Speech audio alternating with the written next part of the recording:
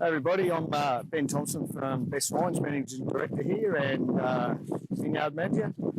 I'm standing here in our what we call our nursery block, planted in the 1860s. I think it's a very important block. Just historically, it's got some of the oldest vines in Australia in here. We've also probably got some of the most unknown varieties. We've got varieties in here. There's about 7 or 8 unknown varieties. People ask why don't we know what they are?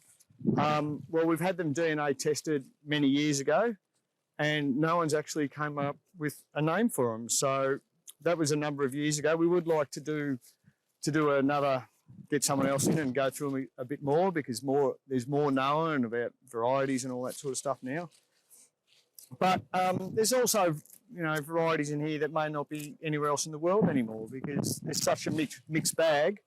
We know we've got some old Riesling just over here. There's about a dozen of them, and we had people from Germany come out and take cuttings off those and take them back to Germany because they were the only true clone left. So historically, I think it's a very important block, and like I said, we've got some weird varieties in here. And here is an example of different types of vines. Like one bunch, I'm not sure what type of vine this is, but it's got a massive bunch.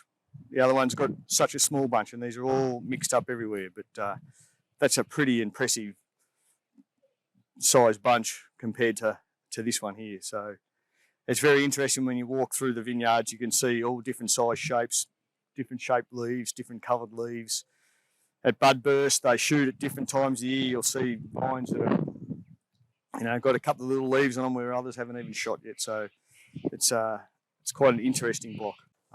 This year we're actually going to try and do a few bucket ferments of different varieties and see what's special. And you never know, we might have some wangle dangle new wine coming out in a number of years. So I think for Australia, it's one of those blocks where you don't really take much notice of it until you actually sit back and think, wow, this is part of the Australian wine history in this block, and it's a resource I don't really want to lose. When I was younger, I would have probably ripped it out, but now I'm a bit older and think about history a bit more. When people ask questions, it sort of makes you think about a bit more about what you've got.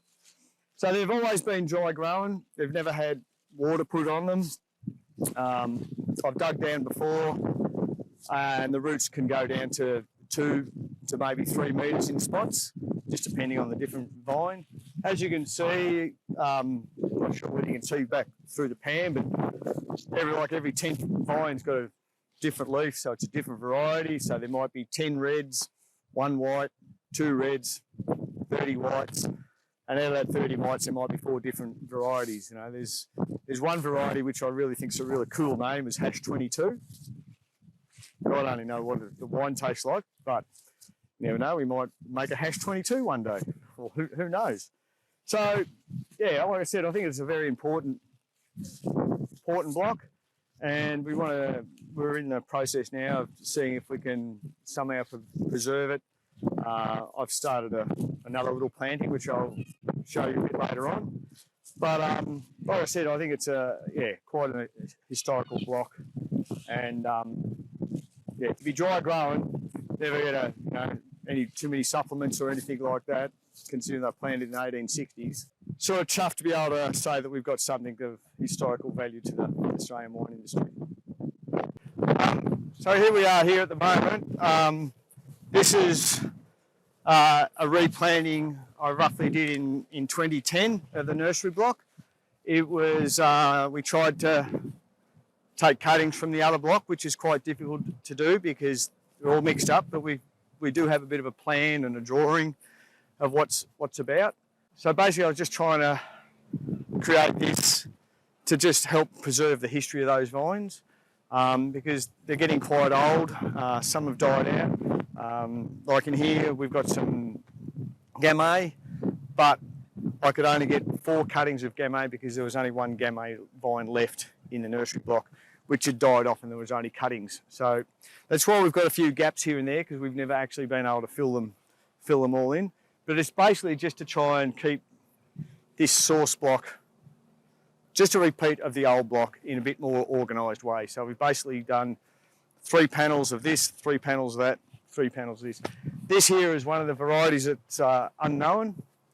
I think it's called, at the moment, it's just been identified as V. So anything that's unidentified is just a letter, a V or a T or an X or a Y.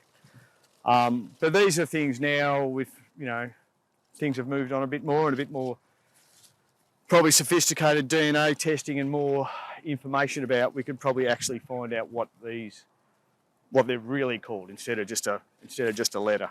It's quite, like I said in the other block too, it's quite interesting when you walk through it, bud burst, and some are shot away, others haven't moved, and they're all getting the same amount of water, the same conditions and everything. So everything's